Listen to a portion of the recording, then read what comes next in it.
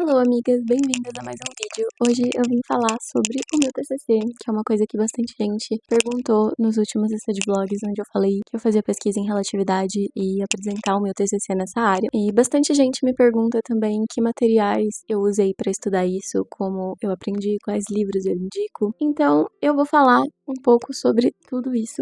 Eu sou a Mel, eu estou quase formada em física, falta uma atividade para entregar depois de amanhã e eu vou ter oficialmente acabado tudo que eu tinha que fazer de matéria, de atividade extra, de tudo. Então, quase formada, 99,9% física. E o tema do meu TCC foi em relatividade geral, mais especificamente geometria diferencial aplicada ao estudo da relatividade geral. E eu vou explicar por quê e o que foi que eu fiz. Esse também foi o tema da minha IC nos últimos 3 anos, então eu comecei a fazer a IC em relatividade em 2023, no final mais ou menos.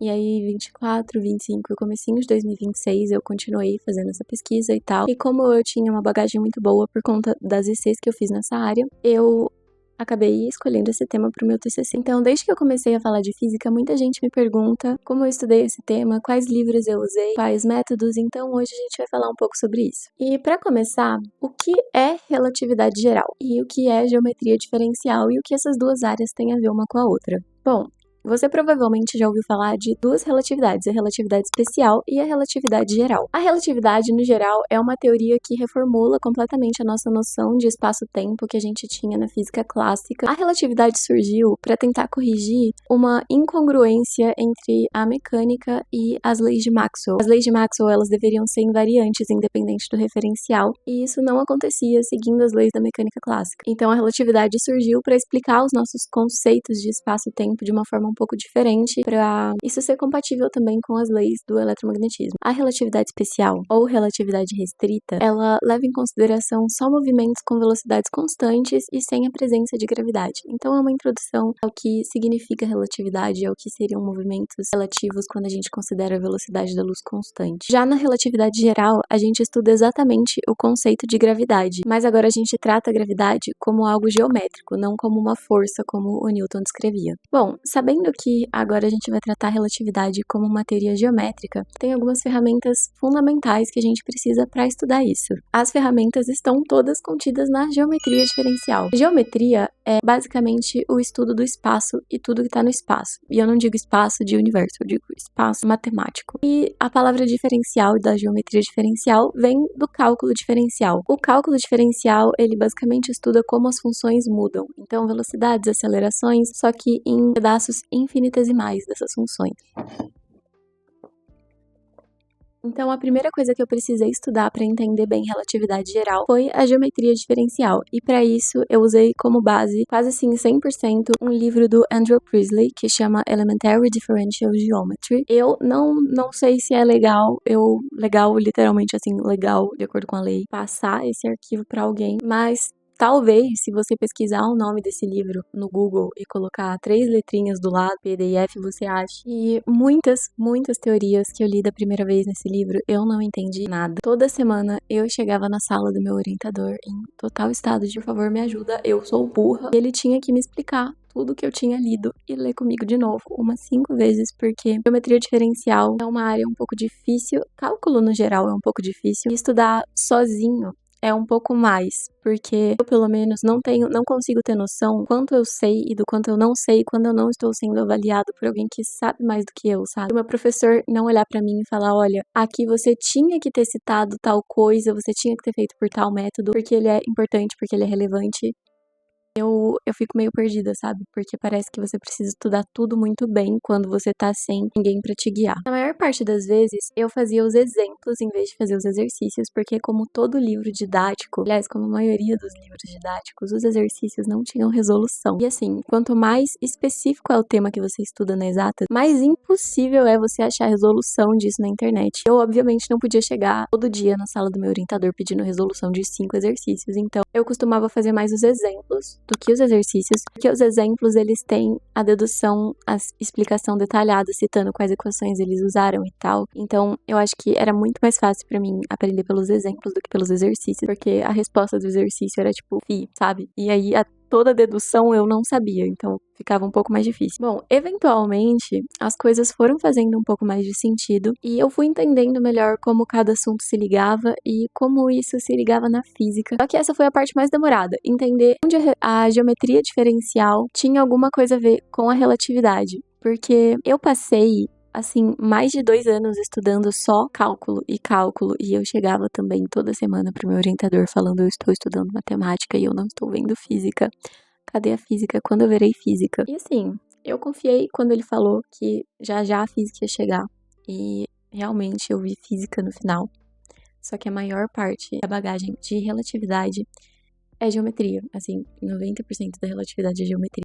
Nesse período em que eu tava estudando mais geometria diferencial, leio alguns artigos sobre isso da Revista Brasileira de Ensino de Física, que é uma revista com acesso gratuito pelo Scielo, que é focada mais em públicos graduandos, assim, em alunos da graduação, e não em profissionais da sua área. Me ajudou muito, porque eu pesquisava artigos sobre isso nessa revista e eu conseguia ver artigos escritos por pessoas que também estavam na graduação estudando o mesmo tema que eu e explicando um pouco melhor como a geometria se relacionava com a física. E depois de muito sofrimento, com muito mais cálculo do que eu achei que eu ia ver para estudar relatividade, olha, eu achando que eu ia estudar relatividade sem ver cálculo 100% do tempo. Eu comecei a ler um livro do Bernard Schutz, que se chama Introduction to General Relativity, e ele é uma introdução à relatividade geral. Esse livro, ele também é uma grandíssima coletânea de conceitos matemáticos que a gente precisa para relatividade geral. Mas são conceitos um pouco mais de álgebra linear, de álgebra vetorial e um pouco mais voltados para a física mesmo. Por exemplo, as equações de Lorentz, o conceito de cone temporal, isso tudo é física, sabe? É um jeito matemático de representar a física, não matemática.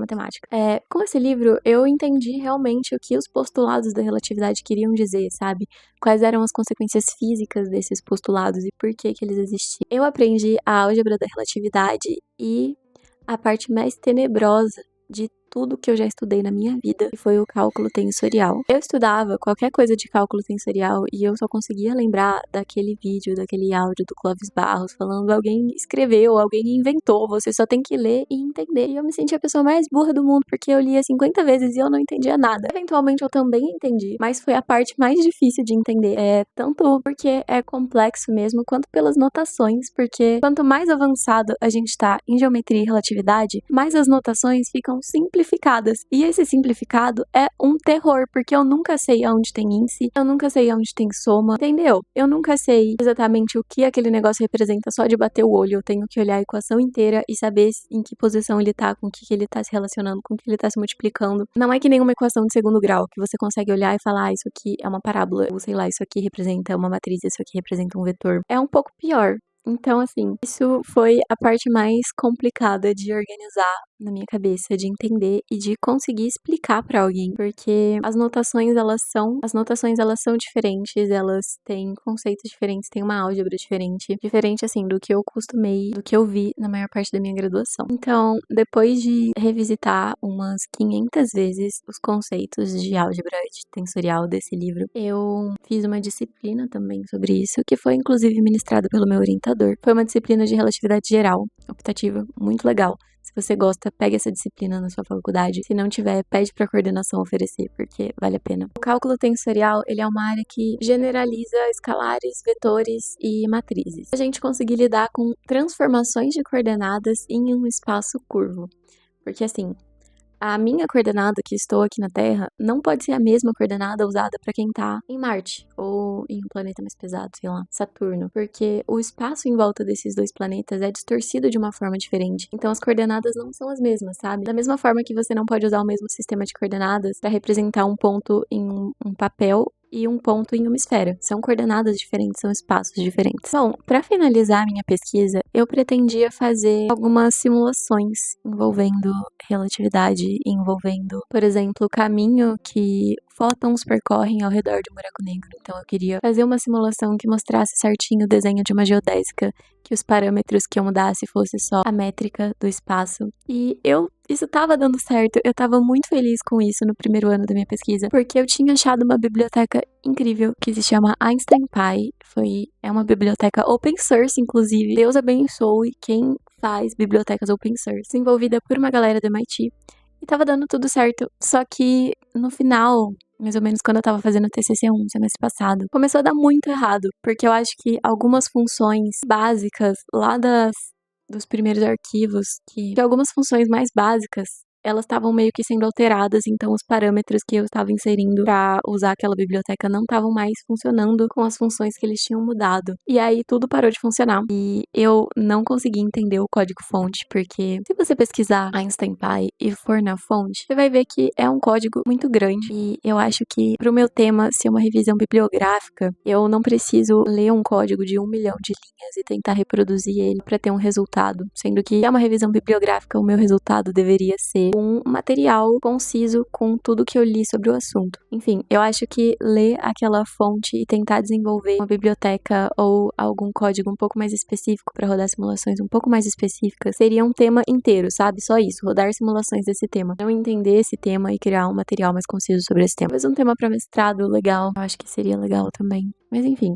Minha biblioteca parou de funcionar e as minhas simulações deram errado, e aí eu desisti da ideia de simulação. Em vez disso, eu incluí no meu trabalho algumas soluções mais básicas para as equações de campo de Einstein. Então, a métrica de Schwarzschild, métrica de Kerr, ondas gravitacionais, coisas desse tipo. A métrica de Schwarzschild, ela é muito interessante porque ela é uma das soluções mais simples depois da métrica de Minkowski, que é simplesmente o espaço plano. A métrica de Schwarzschild, ela é o resultado para distorção do espaço em volta de uma esfera maciça, sem rotação e sem carga. Que é, por exemplo, uma estrela, sem rotação e sem carga. E essa métrica é muito interessante porque quando a gente iguala o raio de Schwarzschild ao raio da esfera, a gente consegue deduzir matematicamente o conceito de horizonte de eventos e a gente consegue prever matematicamente a existência ou a possível existência de buracos negros. Ondas gravitacionais também são uma solução que eu coloquei e que é muito interessante sobre a relatividade, porque ela é basicamente o espaço plano de Minkowski com uma perturbação muito pequena, e no espaço plano o tensor de energia-momento ele é zero. Então, a métrica com essa perturbação muito pequena, ela vira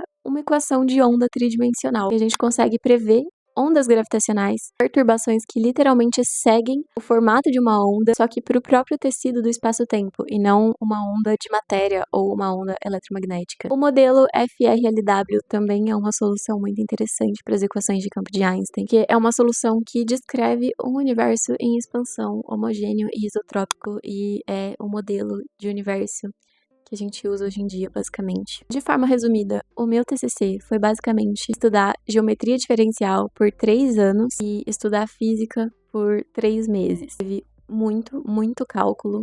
Teve muitas partes que eu demorei pra entender, que eu achei bem difíceis, assim. Eu fiz cálculo 1, cálculo 2, cálculo 3, eu fiz um monte de matéria na matemática. Fiz uma matéria só de relatividade e eu achei a matéria optativa de relatividade mais difícil do que todas as matérias de matemática que eu fiz. Eu, obviamente, não virei especialista em relatividade geral, porque tudo que eu sei é básico, mas eu entendi muito mais, eu entendi o que eu queria, eu tive a introdução que eu queria pra essa área e eu consegui entender bem o suficiente do que tá acontecendo pra ter algumas ideias do que fazer de pesquisa. Vai ser realmente inovador. Provavelmente eu não vou fazer, porque eu não sei se eu farei um mestrado na física agora. Eventualmente eu vou fazer, não agora. Mas, basicamente foi isso. Muito cálculo, muito cálculo.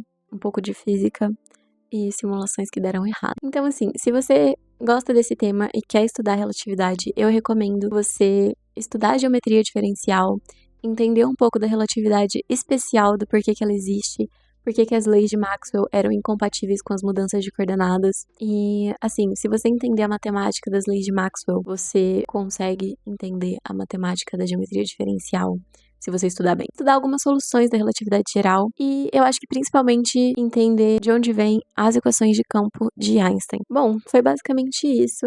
Eu quis fazer um vídeo mais falando como eu estudei e o que eu estudei, porque se eu fosse apresentar o meu TCC pra vocês, eu sinceramente acho que ia ser um saco. Eu posso mostrar minha apresentação futuramente, se vocês quiserem que eu mostre minha apresentação, que eu leia minha monografia. Inclusive vai estar disponível daqui a algumas semanas no repositório da Federal de Berlândia. Não tá ainda porque eu tenho que fazer umas correções, mas quando tiver eu vou divulgar lá no meu Instagram, então se você quiser me acompanhar pra eu ficar sabendo quando eu postar minha monografia. Assim, se vocês quiserem que eu apresente realmente o meu TCC e o que eu estudei, quais ferramentas eu usei, as deduções matemáticas eu tive que fazer e como é a forma matemática dessas soluções que eu falei, comentem aqui que eu faça um vídeo sobre isso. Eu não quis fazer isso de primeira porque seria um vídeo muito denso e eu acho que poucas pessoas iriam entender. porque a maior parte do meu público são pessoas que querem entrar na física ou estão no começo ou são de outra área de exatas. Então, não sei, pra mim não faz muito sentido eu fazer uma coisa muito matematicamente densa, sendo que ninguém vai entender, sabe? Tipo, só eu e meu orientador vamos entender se eu fizer isso. Obrigada por ter assistido até aqui. Se você é uma menina que gosta de física, de astronomia e de outras coisas aleatórias que eu gosto e vou postar aqui, me segue aqui, me segue no Instagram e até o próximo vídeo. Eu tenho a minha última aula real oficial da graduação hoje, agora, tipo assim, daqui 50 minutos. E aí eu não vou ter mais aula. E acabaram as minhas aulas da graduação. Eu oficialmente acabei a graduação. Eu sobrevivi a esse curso. Que loucura. Eu acho que tiveram muitos momentos da física que eu achei que eu ia ficar aqui por 10 anos e não ia sair. E hoje eu vou na minha última aula.